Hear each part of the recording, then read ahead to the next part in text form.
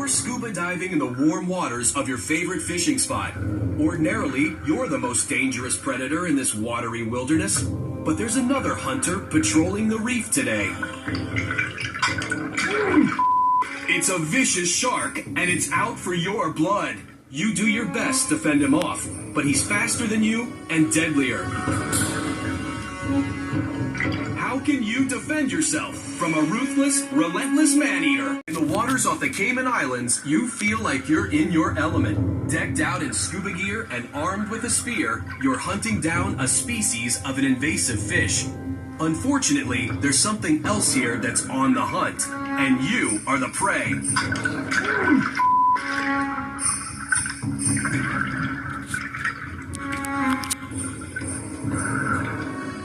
What can you do to best defend yourself from an aggressive shark? Should you A. Punch the shark in the nose, B. Hit it in the gills and eyes, or C. Play dead so the shark loses interest? All your options seem pretty nerve-wracking, at least until you properly size up your opponent. Sharks are going to be attracted to anything they think might be prey. So if you're swimming and you're bleeding, or you're wearing bright shiny objects, or actually splashing around a lot, which might indicate you were in distress, sharks are going to think, oh, what's that? I better go and see if that's lunch. Most of the time when a shark attacks a human, it's a case of mistaken identity. They look at what's at the surface, and if it looks like their food or what they're supposed to do, they might go have an exploratory bite.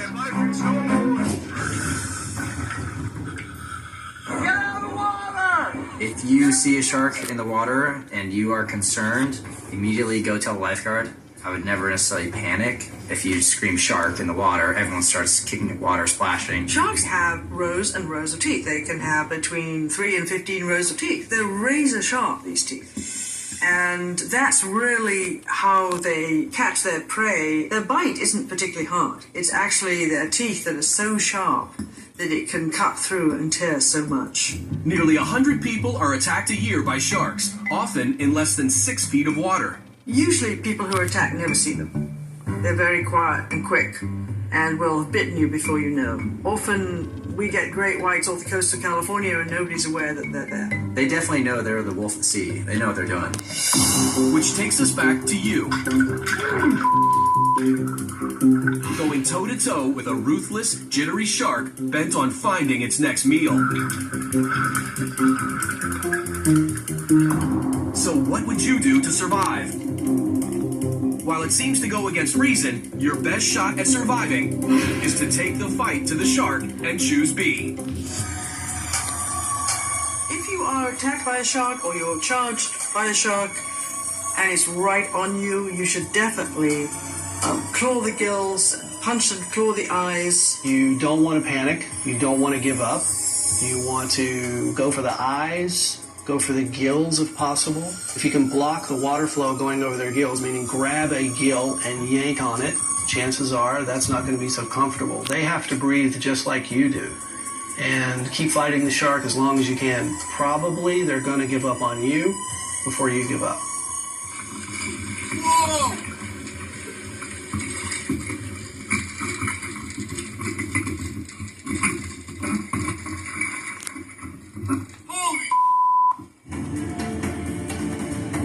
And what about punching the shark in the nose? Don't ever try and punch a shark on the nose. I think it's a classic myth about sharks that you should punch a shark on the nose if it's about to attack you. On a small shark, that would work. On a big shark like a great white, it's not going to matter. In fact, a sock on the nose might make your situation even worse. It's very close to that huge mouth, and so you might easily put your hand in the mouth by mistake. So if you see a huge fin coming your way, why not just play dead? Unlike, say, a bear where you're meant to curl and drop, you don't do that with a shark. The shark is looking for weakness.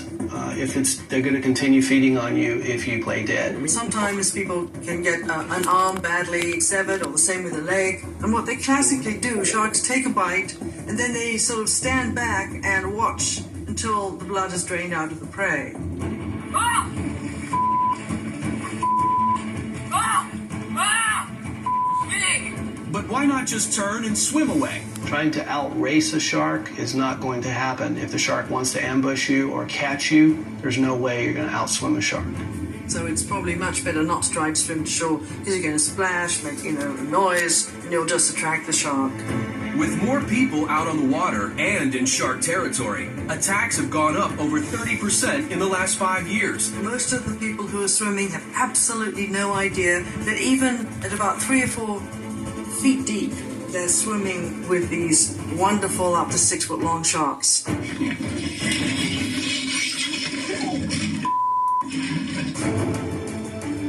If you're a swimmer, diver, or surfer, here are a few suggestions to sink your teeth into. If you see a shark nearby, don't splash around or make sudden movements. When attacked, fight back by hitting the gills or eyes. And definitely don't play dead, or else they'll just think you're tasty prey. Stay alert and stay safe, because while most sharks won't attack humans, you never know when you'll look to a shark like the perfect bait.